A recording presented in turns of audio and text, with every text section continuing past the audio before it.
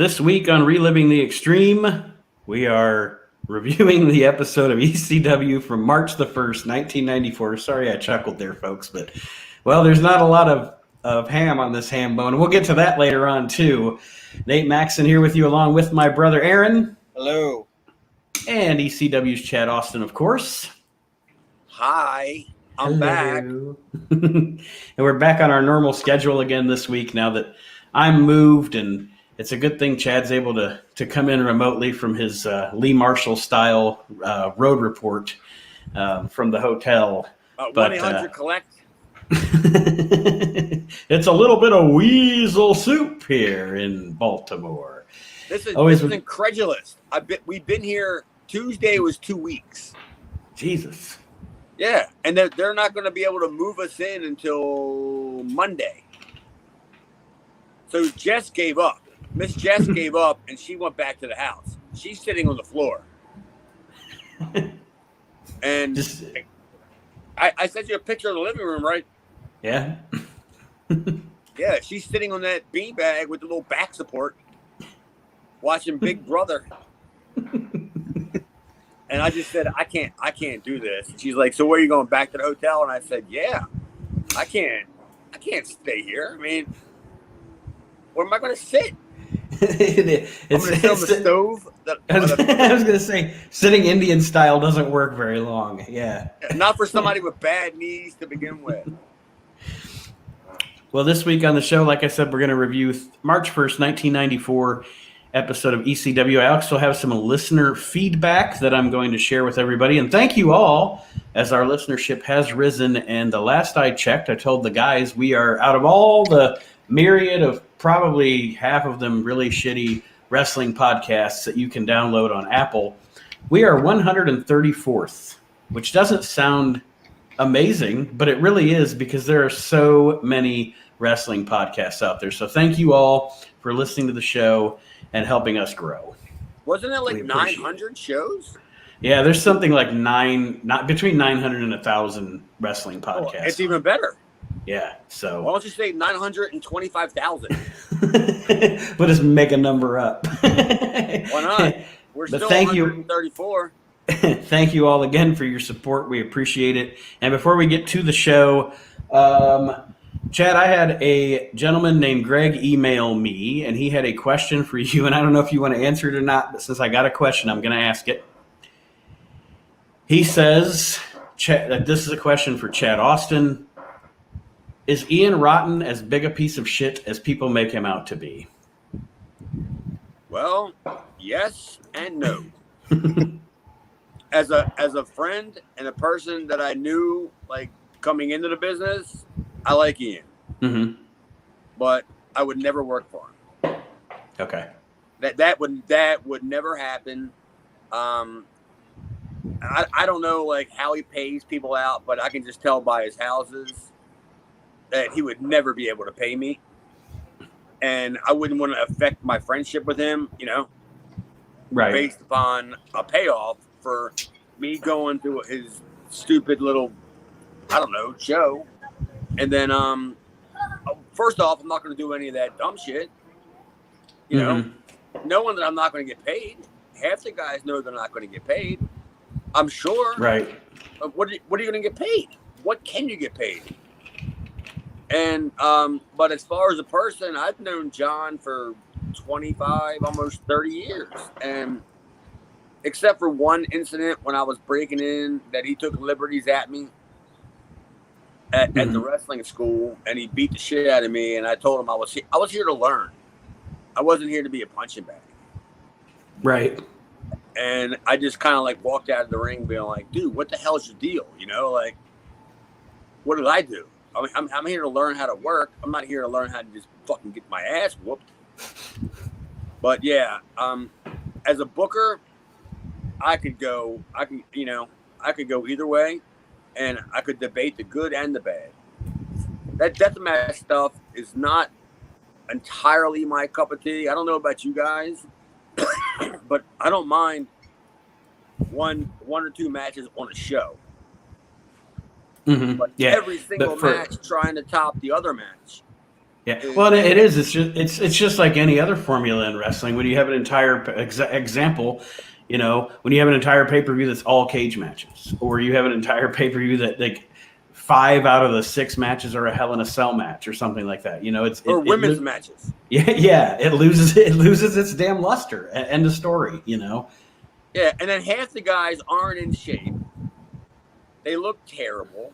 Mm-hmm. I mean, I'm not gonna like sit here and trumpet Jim Cornette and his sentiments, but yeah, they don't look like professional wrestlers. They're just big fat guys that will take light bulbs to the head and stuff like that. That's what it looks like to me, Mm-hmm.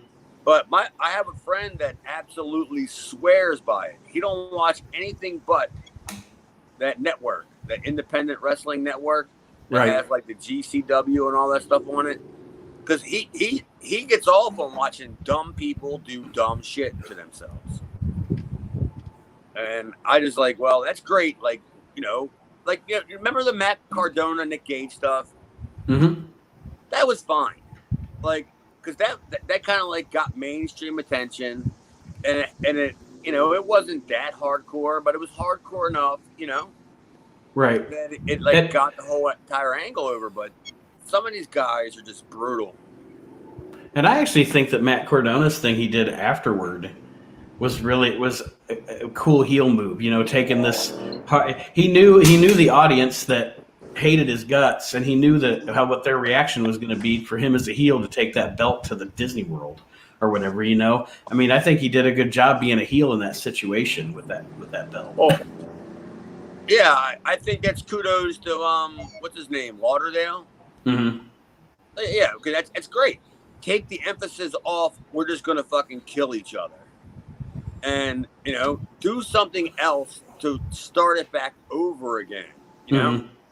Like reinvent it, not just like Matt Cardona's not gonna do this shit every single show. No, I would think not, but I don't know. I've never met him. Well, I hope that answers the listener's question, and then I will go through here just real quick because, like I said, I was digging into the Apple stuff and noticed we had a couple of comments from listeners on there, so I wanted to put your comments out there. First of all, these are. Well, no, none of them. It's not like the one where the guy shit on us. This one actually, that guy Greg that went after Aaron. But anyway. Oh, well, then go ahead, please. begging you. 111 hash. Did Aaron do? And what didn't Aaron do? Yeah, that's a shorter list. 111 #fan via Apple Podcast says, laughed through the entire episode and always learned something about ECW. Thanks, guys. And thank you for listening. And then Mom of 5 Indiana. If she's a mom of 5, I don't know how she has time to listen to this show. That's a lot of work. But she said she loves the show, highly entertaining. So thank you, those of you giving us your feedback. And please do send your feedback. Either comment on the show or you can send an email to relivingtheextreme@gmail.com. And I also see those as well. What does Archie Mitchell say? Archie Mitchell says this is his favorite show. This is his favorite podcast. I think due to the California fires, I can smell the ham that he's cooking over there. I don't know if it's him baking in the sun or like it ain't the ice cream truck. It's the goddamn police sirens and fire engines. Where the hell do I live? Or where do I stay? I can't get away from this. But so, what was the negative one? Go ahead, read it, Aaron. Take it on the chin, pal. Oh, that was a while back. I had read that on a show prior. That was months ago. I'd have to go back and find it. I'll try to find it again and refresh your memory. So the guy resent it? No. I was just saying that this feedback that we got today was much more positive than that douchebag, as Aaron called him so apropos. All right. Well, ECW, March the 1st, 1994. Yes. Oh boy. And we got a surprise for you coming up we wrap up. We're gonna have the Hambone Award coming up. We'll let Aaron explain that when we get to it.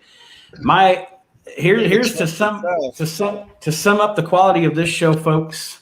One of my notes is the most interesting thing about this show is Sal Balomo's boots. Yeah, I wrote that. What the fuck is up with Sal's boots? I don't know who those were. Did you guys also get the beginning of last week's show at the beginning of this show when you watched it? Yes.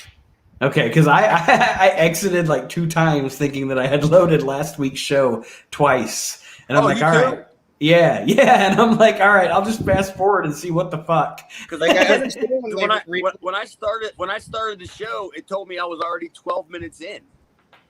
Like I've already started watching it, and then I'm just going, wait a minute, I've already seen this, and then I just had to like keep going, because I'm going, Yeah. All right, recap. Oh my god, recap Championship Wrestling. when I heard Joey say Pat Tanaka against Sabu, I was like, "Fuck, we just saw this last week." Well, it turned out I don't know if that was a foobar on the original airing, or if that's just WWE Network's screw up. But either way, the first like 4 to 5 minutes of the show were the beginning of last week's show. Where the current show picked up was Jason in the shower. This was stupid. Well, didn't we? So the recap from Public Enemy in Todd's office was also a recap, right? Yeah, that was actually from last week. Last week. No, that was from 2 I weeks ago. So. It wasn't from last week. It was from 2 weeks ago because that was a recap of the recap from the week before that. From October. So I don't know what you guys got, how you watched it, but did you guys get a commercial break right about then? Like in your streaming of it from the network? No, I don't get commercials from them. Oh, because I wrote so far the best thing I've seen so far is Jake from State Farm. A State Farm commercial came on. And I'm just like, please, Jake. Best gimmick on the show. Yeah, whack somebody with a premium. I mean, do something to save this show. But Jason in the shower, I literally just said it was awful. I don't know what it is about Jason. It's not even like go away heat. It's just I don't give a shit heat. Mm-hmm. I could care less heat. His hair wasn't even wet. Like his hair was still poofy and everything. He was making it like he was coming out of the shower, but his hair was still all poofy and. Well, you can't get implants wet. you gotta go into the club for men and get that taken care of with dry shampoo. I think. I don't know. He's like, Jason was only washing his balls. But come back later.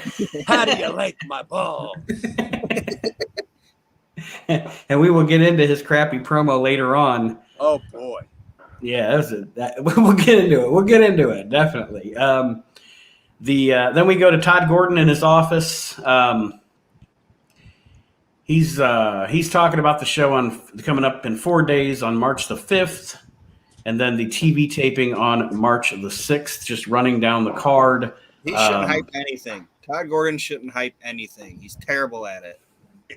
Isn't this where he was kind of like sounding like he was going nuts, where he had the high pitched voice and shit? Yeah.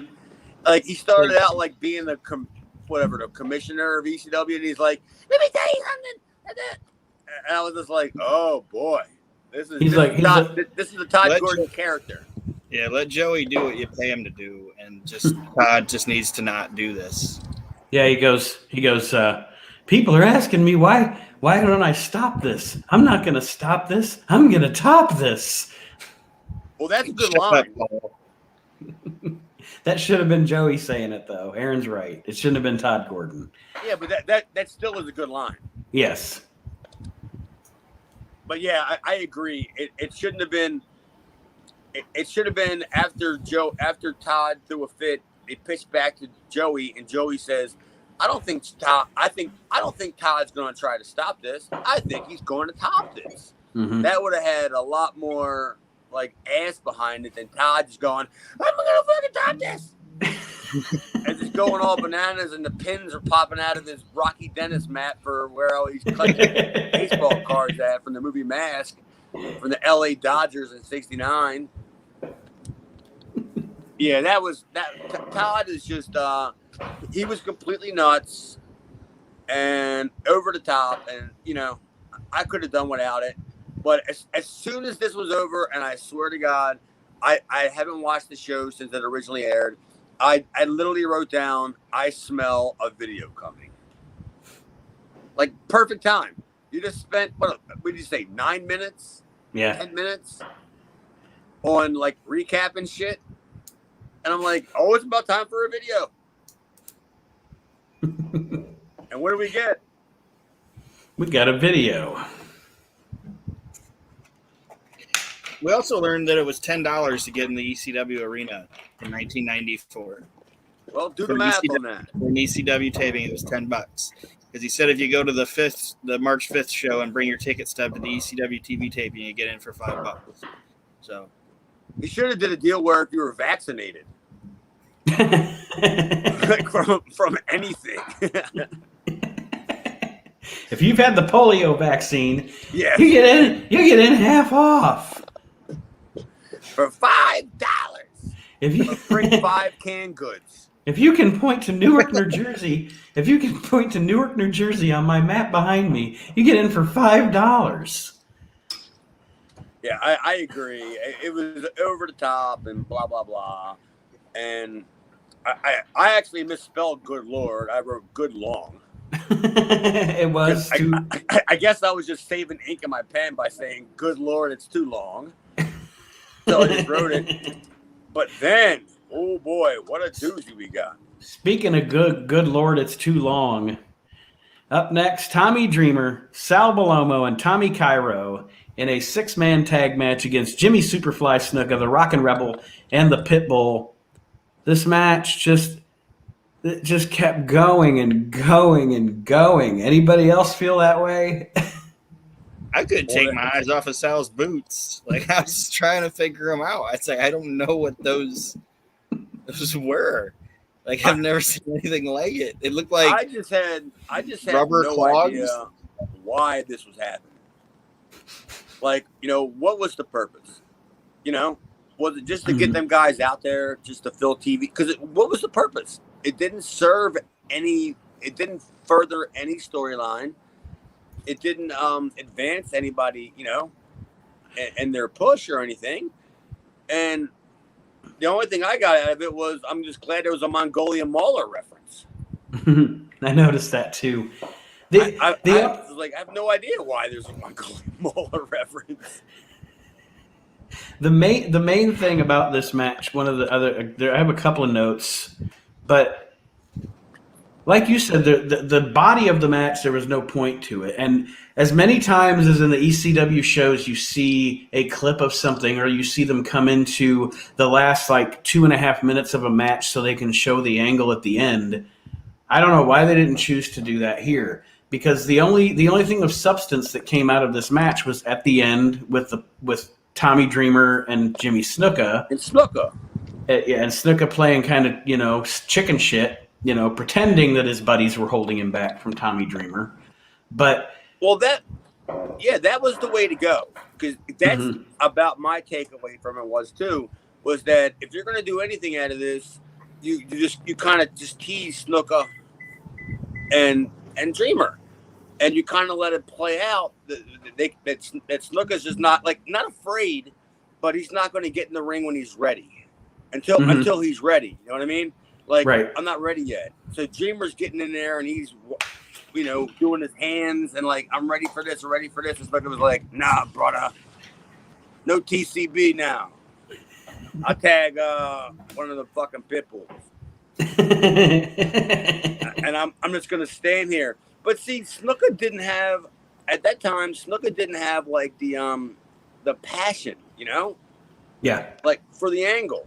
The angle was already shot where Dreamer kicked out of the splash, right? That was already shot. So that was the angle, and then Snuka just didn't care. It was just I don't, whatever. You kicked out of the Superfly splash.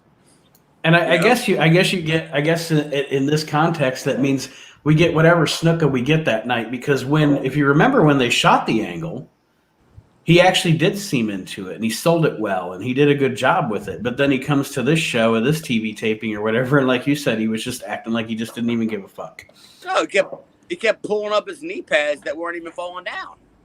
Mm-hmm. Like he kept going to the corner or whatever, and then he would lick his fingers and then pull up his knee pads and like, well, come on, like, you know, it's a hot angle. I mean, maybe maybe Snuka looked at it in a different way than we did. Maybe he thought the slow burn was better than the tease, like what, tagging Dreamer in and having Snuka do the deal where he like backpedals and falls on his butt in the corner kind of thing. Like, I'm not, I don't want this. Right. He didn't seem like he gave a shit, about Dreamer. No. He's just like, okay. He's just dude kicked out of your finish. He's just getting paid for doing as little work as possible. Aaron, your thoughts? I do want to discuss the pin. He did like you guys said. Snuka didn't do anything for Dreamer in this match. He didn't back down from him. He didn't really do anything. Like I said, Sal's boots were ridiculous. It was funny when Sal slammed him. It just fell backwards. Like he just fell backwards and put his hand up for the tag. That was kind of a goofy little bump. But the bigger story, and nobody talks about it, is the big manager union of this match. It brought together. I still thought it was Sal Boots. It brought together the managerial talents and masterminds of Hunter Q and Jason. I'm sorry, I didn't catch that. You were breaking up. Bye-bye. All right. I said this match brought together the managerial minds of Hunter Q and Jason ringside together. Oh, boy. That's Bobby Heenan and Jimmy Hart in the same place at the same time, I'm sure. It's like one of these guys will roofie and rape you, the other one will watch. Which one's which? We don't know. I think they're both debating on who has a better value menu, McDonald's or Wendy's. Because you know what they're getting paid. So Jason could probably go to Burger King, and Hunter's probably going to McDonald's. A McDouble with extra pickles.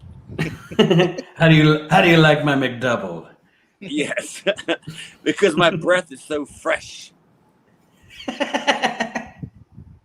Dude, I wrote down that Sal. When Joey mentioned Sal's boots, that I just was like, oh, I didn't catch him at first, right? I didn't catch him. I was just, I'm watching Sal, and I wrote he's wearing berserker boots. Berserker, like not even like the berserker like Brody boots. He's wearing like these are terrible. These are almost like fake Uggs. They look like big rubber big rubber clogging shoes. Yeah, they were like rain shoes that had like wool on the inside of them. Like that defeats the whole purpose of having like the rainboat, the raincoat material on the boots, but you have fur on the outside of them. I think he wore his house slippers. I think he forgot his boots. I'm sticking with that. But this was becoming a mess. This was becoming a mess really fast. Bellomo's pin on Rockin' Rebel. Well, my takeaway from this was I was just wondering. I'll ask you guys this because you guys probably know a little bit more than me as far as history. Did Sal and Snuka ever work together in the WWE? Like, in Snuka's first run? When he brought in Sal, Snuka's probably second run. I'm not going to say no. Right? Yeah. I'm not going to say no. I'm not going to say no just because I don't know. I've never seen Sal versus Snuka from that time period, but Sal was there. Yeah, I don't know. I hope this sounds better on your end because it sounds terrible on my end. Can you hear me now?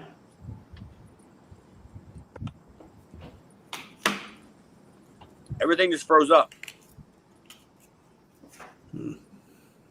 Damn. Aaron, can you hear me? I can hear you.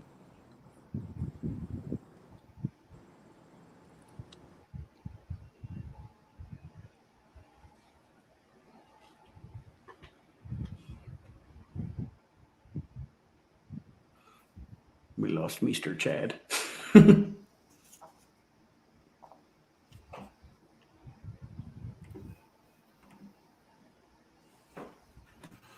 So you and our connection's fine, right? Yeah. Okay. I just want to make sure it wasn't like me.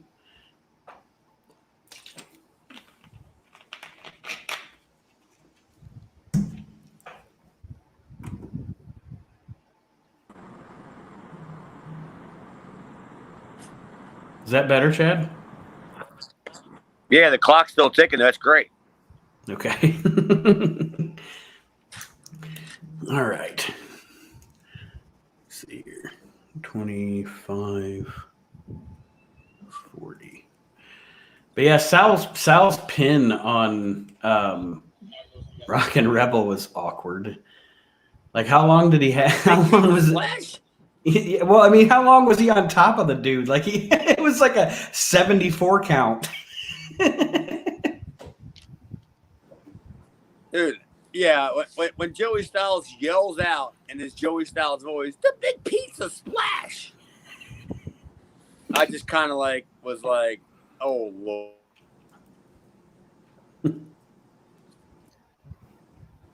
But then can you oh, hear go me? ahead. Yes. Oh, geez, oh, whiz. Can you hear me? Can either you two hear me? I can hear you. I can hear you. I didn't go nowhere.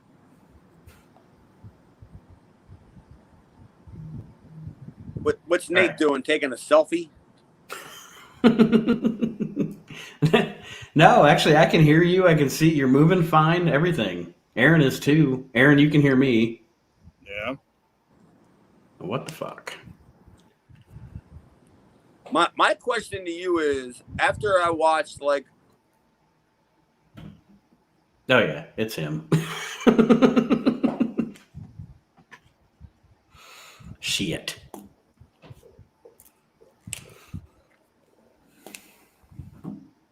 I'm going to message. Okay. Let's see. oh, this is a mess.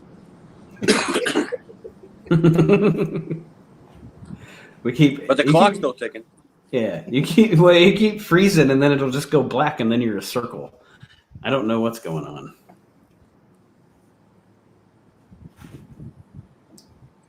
Are you able to hear me okay now? Yeah, it keeps freezing. Oh, fuck. I'm here. I'm stealing the hotel's Wi-Fi. I'm fine.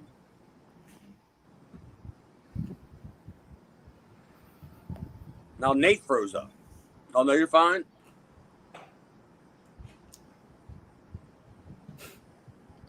Audio?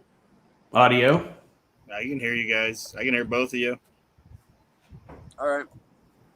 Well, one of my questions to you guys, I was going to ask, because I was never a big, not that I wasn't a Dreamer fan. I like Tommy as a person, but as a worker, was he ever fast? No. Like, when you throw him into the ropes, like he looks like it takes him like 9 steps. I know that ring is a big ring, but good Lord. He is very cumbersome. Yeah. I mean, he definitely found his niche in hardcore, getting away from trying to be quote unquote a technical wrestler, if that makes sense. I don't know. I don't know what he did. We get an NWO style beatdown of Sal Balomo from the heels at the end of this deal, and then Tommy Dreamer makes the save, runs the heels off with the bell, and that puts a ribbon on this segment, this very, very long segment on the show ECW. The match, so that big pizza splash didn't quite do the job. Just didn't do the job. It didn't. It surprisingly, as long as he was on top of Rebel, it just didn't do the job. But man, this match was so long and didn't need to be. The match in the arena probably could have been that long, whatever. But we didn't need to see that much of this match on TV. No, I totally agree. That match would have been fine as an arena match while they were setting up something next. Mhm. Because weren't we promised Mike Awesome? Well, they keep saying his name. I don't see Mike Awesome's name on my notes at all. Mm-mm. Unless that was another thing they No, we were promised Mike Awesome because that was part of the intro they played from last week, this week. At the beginning of the show, it was the opening segment from last week's show. That should be the name of the show. Welcome to ECW Last Week This Week. Speaking of this the week that was again. Speaking of this week, how about Maddie in the house and Jason? He's still in the house. He is, and Jason is cutting a promo that is all over the place here. Aaron, you're shaking your head. Go ahead. It takes forever and goes nowhere. Like he's stumbling over his words. He's supposed to be talking about Mr. Hughes versus Hawk, but he's talking about some match he had with Hawk in like 1992 and WCW or some shit. It's like, what the fuck? It's terrible. He can't even. He tries to say decapitated. Like he stumbles over decapitated.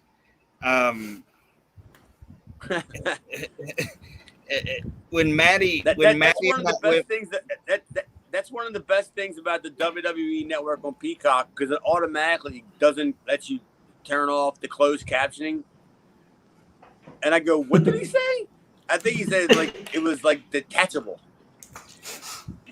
And I'm going, why is he saying his head is detachable? and I'm just like, I'm looking at it like literally, dude. Jason is almost becoming unwatchable, like, you know, and I guess because Paul needed time for the show, because you can tell that was something that was taped like afterwards, post-production, like at the studio, that it's becoming unwatchable, and it was just way too long, because I would love to see what Paul would have liked to use. If not have Jason cut that fucking 5-minute promo, you know, I would love to see what hit the editing room floor at that point. Yeah, okay. First of all, he's like Aaron said, it's all over the place. He's bringing up something from WCW, from Hawk clotheslining him or whatever, and then the promo becomes less about the match between Hawk and Mr. Hughes and more about Jason and Hawk. And Chad's gone again.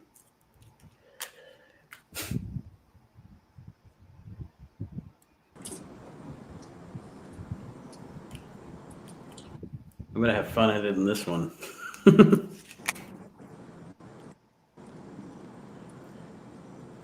you hear me, Chad? Still running. Yeah.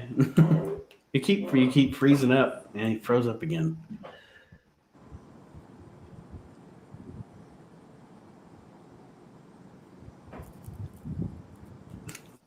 All right. 30.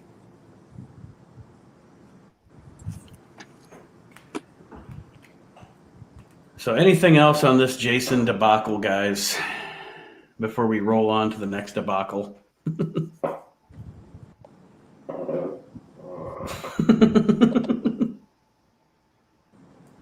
This is a debacle. It's Chad's internet. It's his Wi-Fi, because we're fine.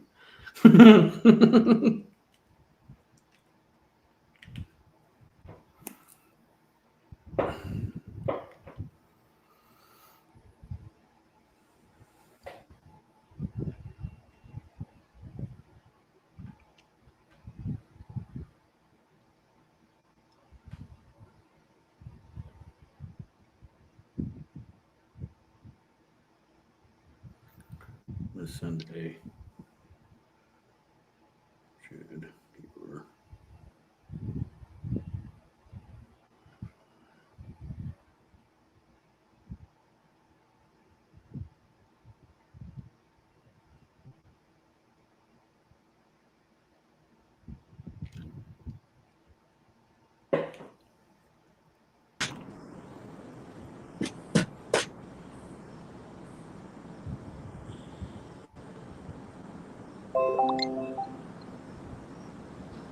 Can you hear me, Chad? I can hear you. Okay. I think I just sent a message because I wasn't sure because I think your Wi-Fi is failing you because Aaron and I keep losing you. So we're gonna keep trying to plug along here. Well, my Wi-Fi here at the hotel, because it's a hotel, it's unsecured to begin with. Yeah. So I mean, it is what it is. I literally just walked out, because I have my phone leaning against the tent pole because my stand wasn't working. Mm-hmm. So I walked out to see if maybe I can get a better, reception or whatever. But it ain't no better. Let me write this down. Where were we at? We were talking about Jason. Yeah, I was just saying. Anything else on this Jason debacle before we move on to the next debacle? No. Well, I can't wait till we start talking about the ham bones. I think I might have a front runner.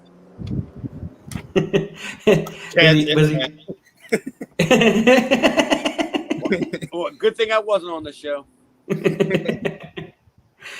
Well, now we get a recap video of at some point Bad Breed attacking Sabu, which leads to talk about a debacle.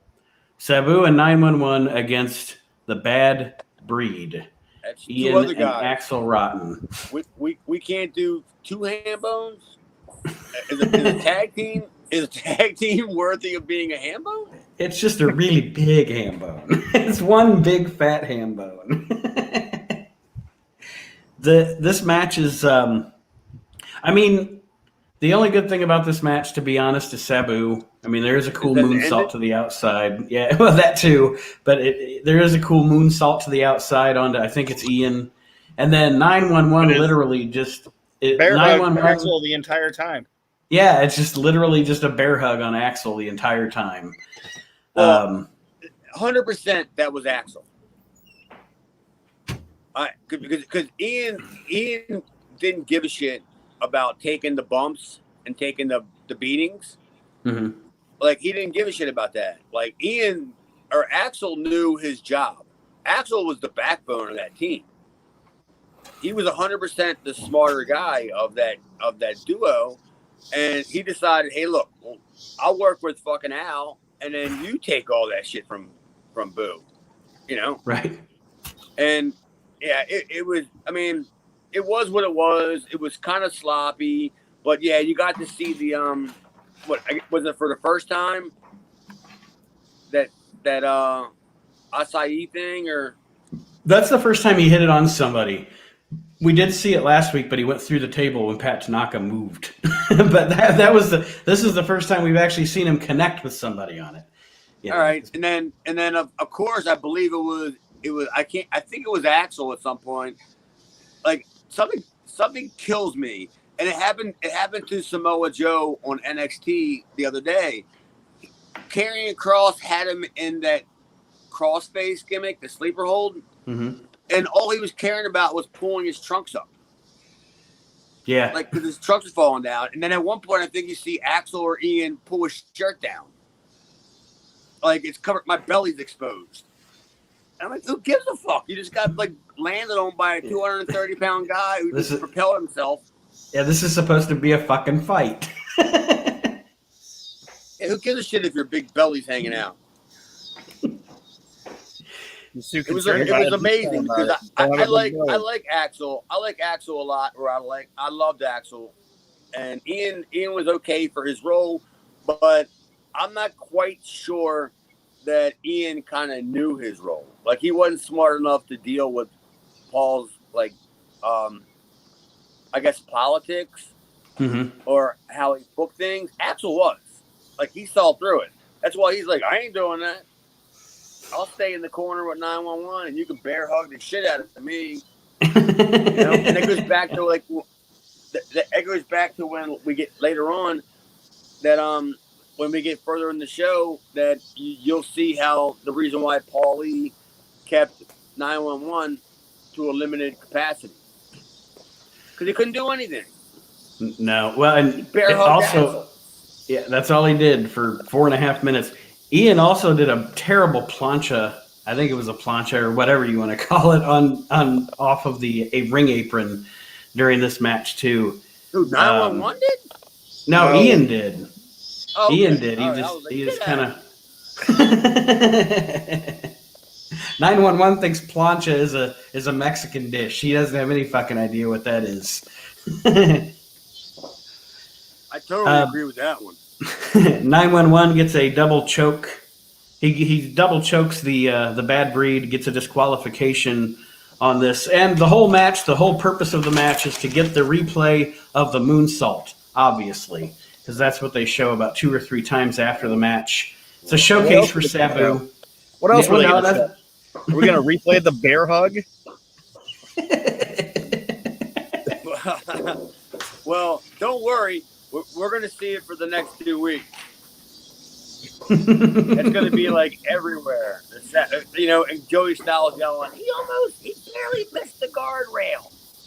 This week, last week. Which he literally did. He almost hit that guardrail. Mm-hmm. Like Sabu, as much as I like him, man, he is so, I don't want to say the word careless or reckless. I'm not sure he understands like what he's like capable of doing. I probably mentioned on the show before that, he doesn't understand that he's not Rey Mysterio. Is it fair to say the gist of it is Sabu is all about Sabu? Like he's just, you know what I mean? Like he's just all about getting his shit over and not really worried about anybody else's shit. I mean, at this point. Yeah, I would say so, because that was him. I would say that was him kind of making his mark in the United States. Mm-hmm. Like, because, he's been fresh in the United States. Nobody's really seen him except for a few indie shows. But now that he's on a bigger platform and a savvy fan base that's rabid, that, he's going to get his shit in, and he wants to highlight. Right.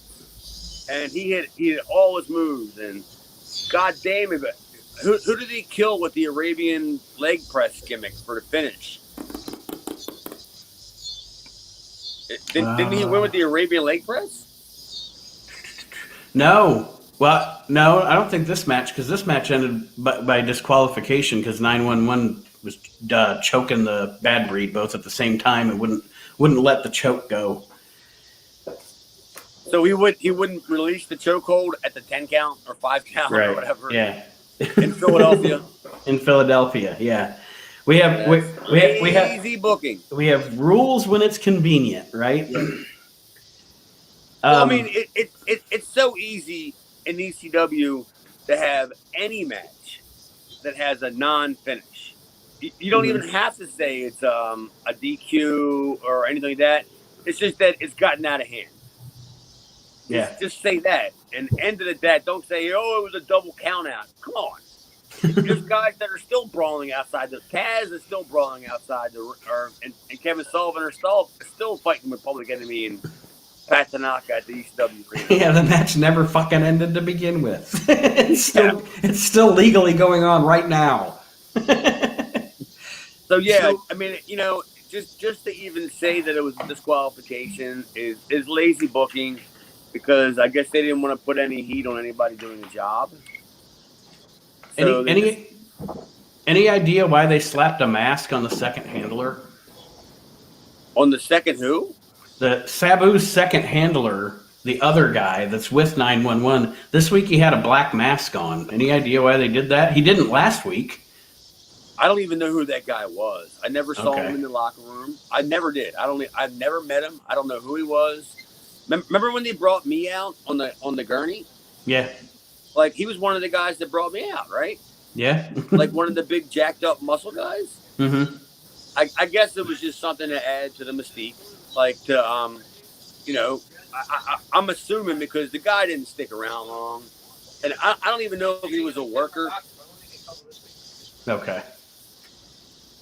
Yeah, I saw that and I wondered. I was like, is there a reason for this? But maybe it's somebody that the audience would have recognized otherwise. I don't know. But anyway, they run down the card for March 5th, the Revenge of Funk.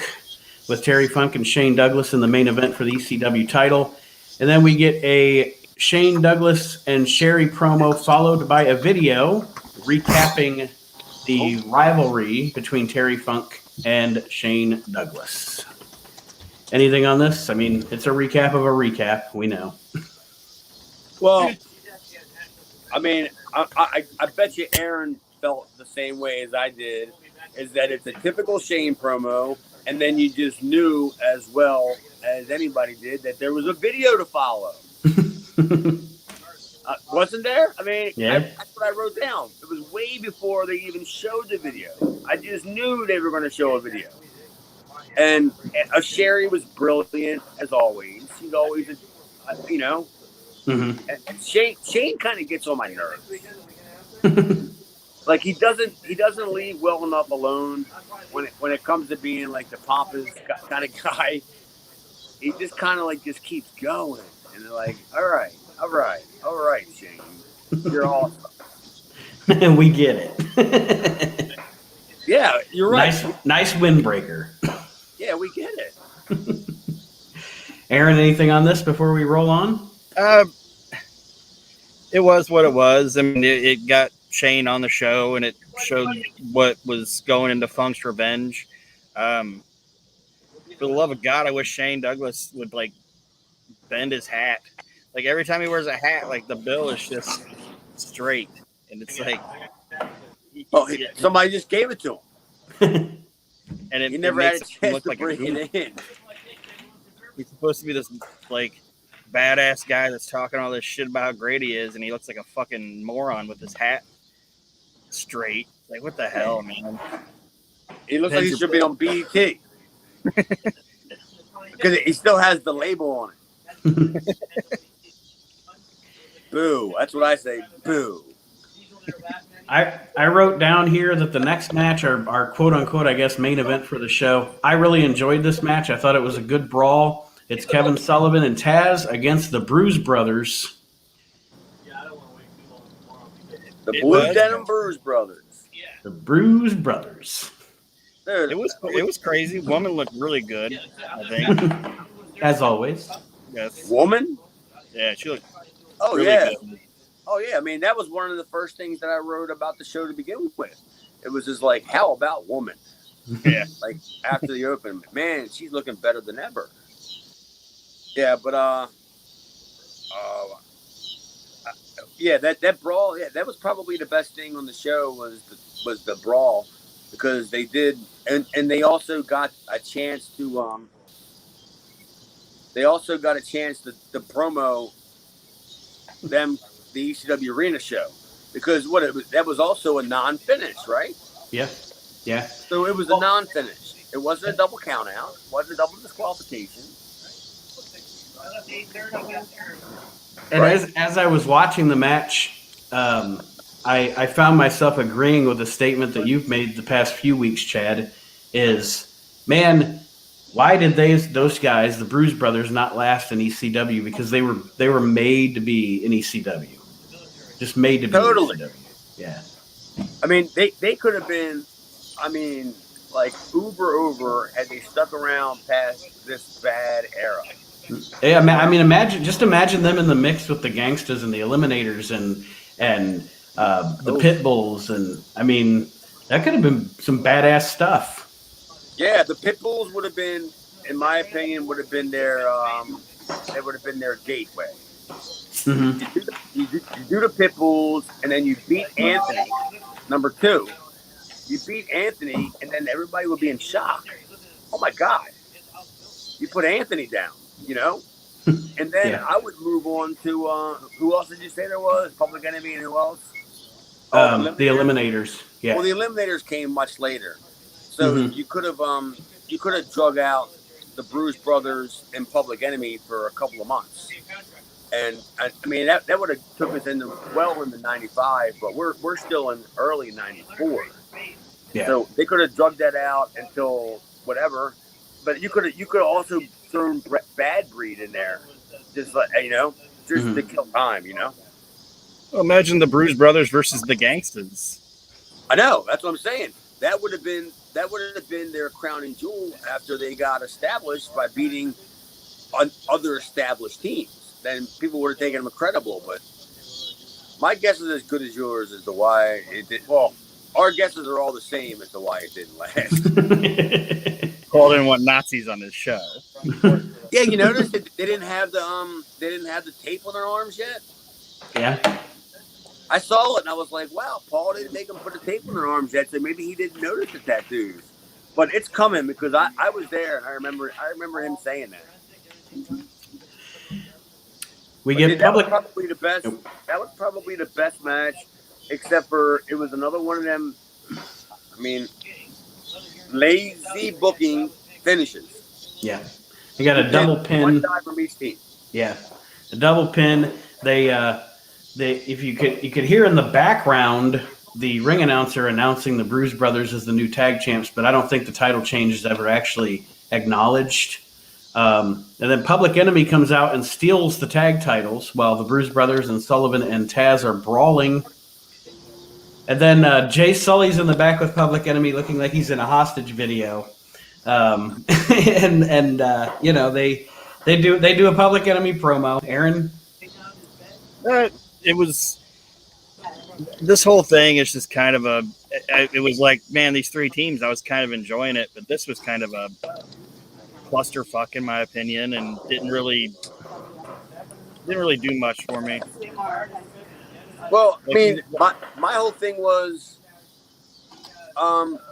why was it Jim Molyneux or John Finnegan that counted the 3 count? Molyneux. But why did he count the double 3 count on both counts?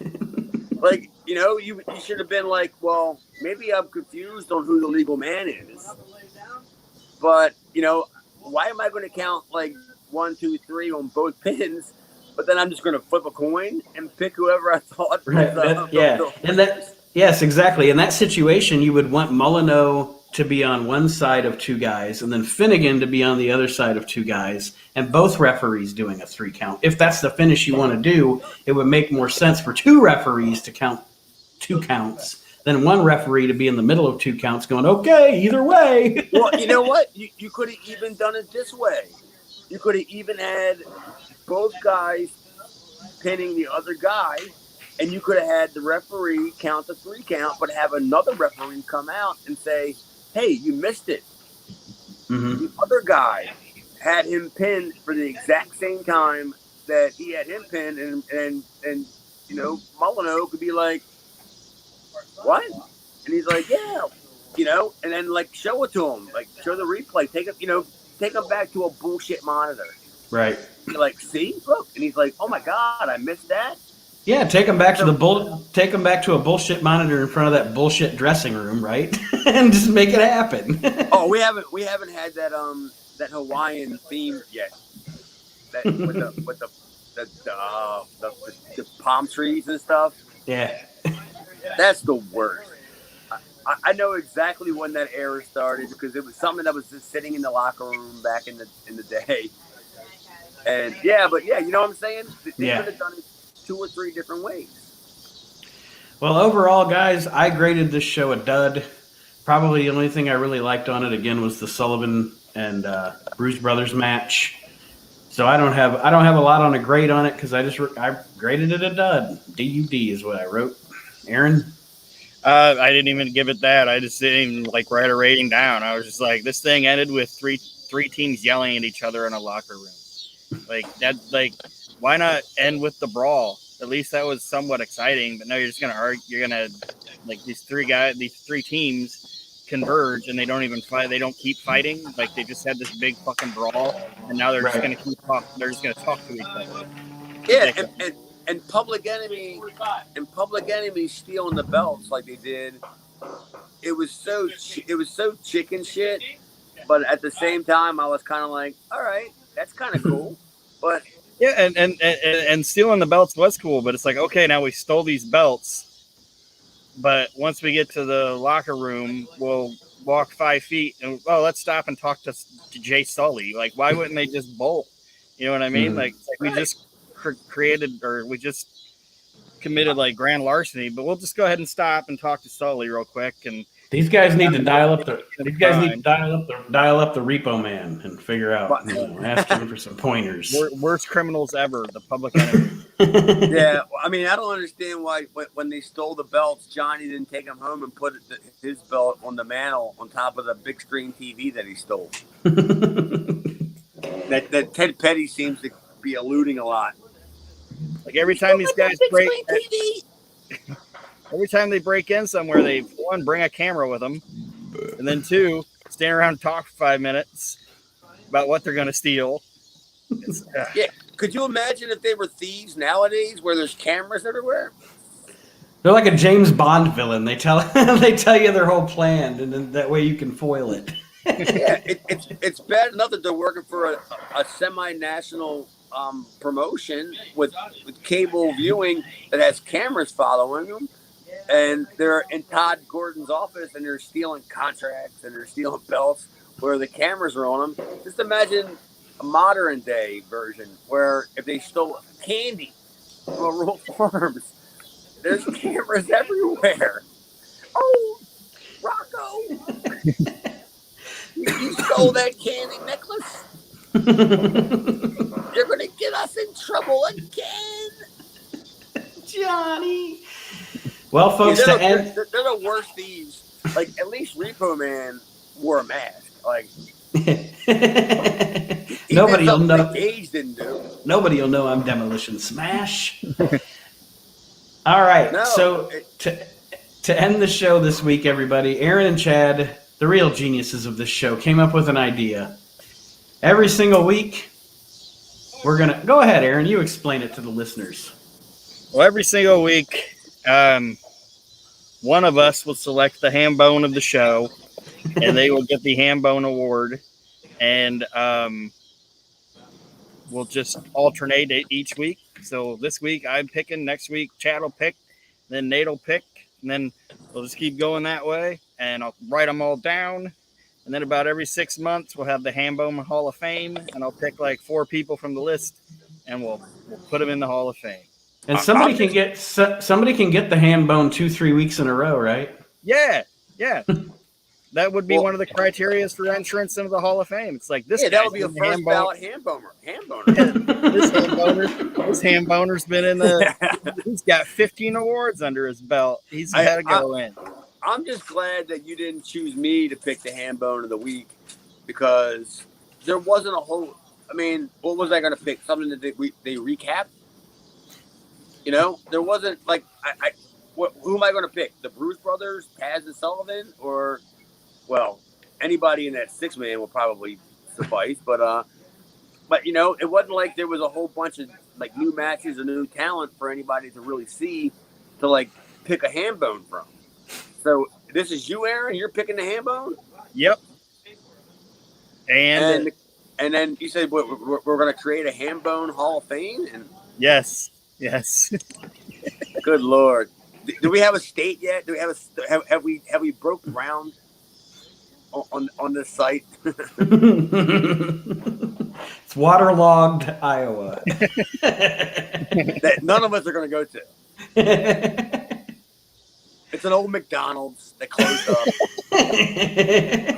We're just going to go in there and put pictures up of Sal Palomo. If we need to expand, there's an old Hills department store next door that used to be open. We can go in there. Aaron, I'm very curious as to see like how this ham bone of the week goes. Eventually, if we get like the Hambone Hall of Fame going, we can start pay like 2 guys to drive around and try to find relics of these ham bones, and like the ham bone, like the WWE treasure. Yeah. Ham bone treasures. Yeah. Like it's ham bone hunters. I'm gonna drive to Sal's house and find the boots. Yeah. See how much you can get them for. Oh, please. I probably could always find them at a Goodwill. Worst boots I've ever seen. This week we're on the road with Jason Knight. Yes. looking for his jacket. Which is great because guess who the ham bone of the week is? How do you Jason like my Knight. ham bone? Jason Knight is the first inaugural ham bone of the week. No, he's the second. Oh, I'm Jason sorry. was the inaugural. Yeah, we didn't discuss that during the actual show yet, though. Oh, well, I made that decision. Jay Sully was automatically in the ham Jay bone. Sully automatically in. He's the Grand Puma of ham bones, so he goes in, and he's in the Hall of Fame. He's the only person in there right now, but the first official broadcast ham bone award winner is Jason. Is that because he takes a shower with a cameraman watching him? Does that That have fucking anything to do with it? Or he just Like- talks too much? Like, when you're the worst thing of this show, you deserve the award more than anybody else. And that's what Jason gets. It's a good thing that I wasn't on this show. Because I was completely eliminated, and it's a good thing Pat Tanaka wasn't on the show. But wasn't Rebel on it? Yeah. Well, there you go. There's a competitor. There's some competition for a ham bone. Nipping at the heels. Yeah, he's right there. He's itching to be the ham bone of the week. Because don't get me wrong, he will eventually be inducted into the Ham Bone Hall of Fame. So we're going with Jason? Yes. Well, Jason Light, my friend, we all know what happened to you in the WWE. Like he explained in his, 27-minute long monologue about how he was treated in the WWE. I know the 6-man tag was longer than the promo, but the promo felt longer than the 6-man tag. Dude, it was excruciating. Like I literally went to the house because I had to go to the house to watch the guy do the work that he was doing because he fucked everything all up. And I put it on. I'm watching it, going, when is this dude gonna shut the fuck up? You know, he's just talking. And I know. I mean, we all three know the reason why he was talking, because Paul had that much time to fill. Mm-hmm. But you couldn't find anything else to do with that time other than Jason just putting himself. But Jason seemed like, in my opinion, he started to kind of more or less find himself as a character, because he really started to show a little bit more emotion and like conviction in his character. You know what I mean? Right. Like he kind of like he defined it a whole lot more, because he was literally talking about, I don't care if you don't like my suit, I don't care if you don't like my hair or all that nonsense. But then he goes like, you're gonna like my roughneck. Like you got a rough neck. You need to find a better razor. How about the Dollar Shave Club, pal? They got cream for that, yeah. All right, gents, anything before we sign off here? Anything else? We got Jay Sully and Jason in the ham bone there. Well, Jason gets ham bone of the week. Jay Sully's automatically in the Hall of Fame, as Aaron said. Any parting words for the listeners, guys? Well, I think Aaron pretty much summed it up by saying, you gave it a what? A nothing. A nothing. All right, because that's probably better than I would have given it. And I was just like, well, if Aaron gave it a nothing, and Nate, you're not even going to respond to it. Yeah, I gave it a dud.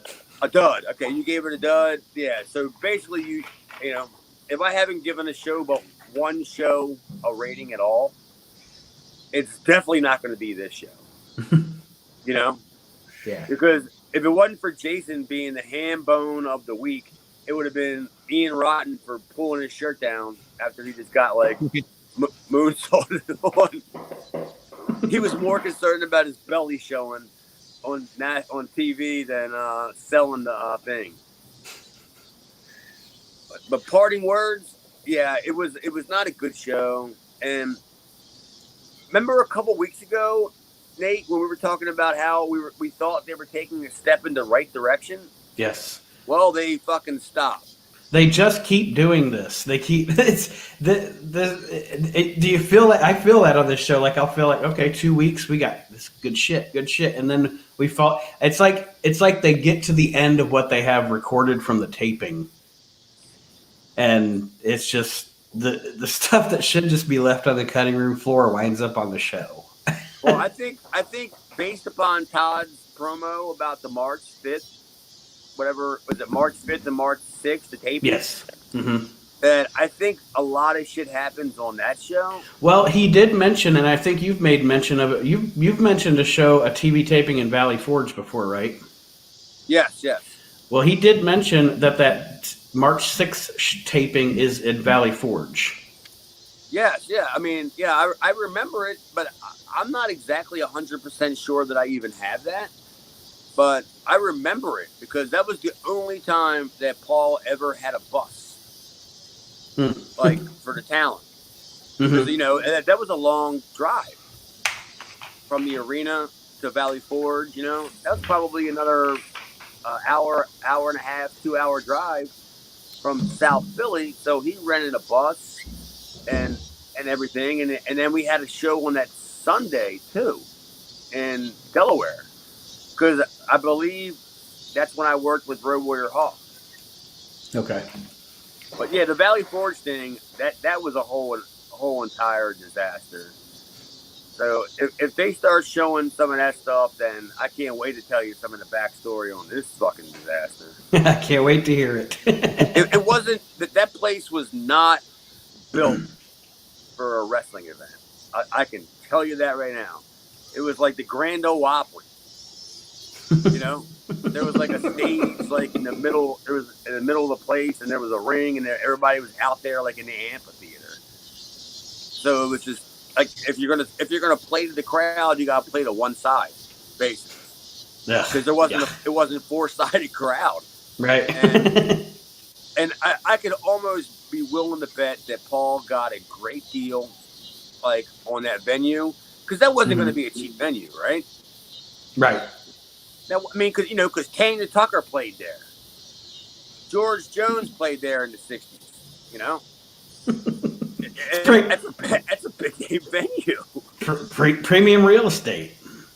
Yeah. And then have, I can't wait to get into this. But yeah, this show was not a great indication of the direction that ECW was kind of heading. I just don't think so. I think it was just kind of like, we need to put a show out there. Much like this show. Yeah. We got to get something done. Yeah, I mean, you know how I'm a stickler for sticking to, like, we got to get a show out every single week.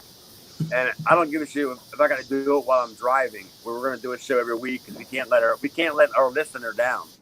Yes, we can't let our listener down. I mean, Yeah, what's Archie going to do? Wait for Greg.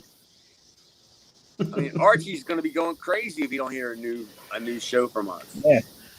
Our listeners are Greg, Mama 5, and Archie Mitchell. We appreciate all three of you. I'm appreciative to anybody that listens to this. I've told everybody that likes ECW to spread the word, check it out, and I don't know if it's reflected on anything or not, but people have told me that they've listened, they've checked it out. But I swear I think that they're waiting for mid-95, you know, going into 96. I think they're waiting for that, like, before they really, you know. I would say probably once the Eliminators probably come in. Or the Gangsters, whoever came first. If you're waiting for that time frame in ECW to listen to the show, don't do that. Go back and listen to the earlier episodes. Listen to the whole thing, because as shitty as the product is that we're watching, our show's really funny. So there you go. That's suffer what you should with us.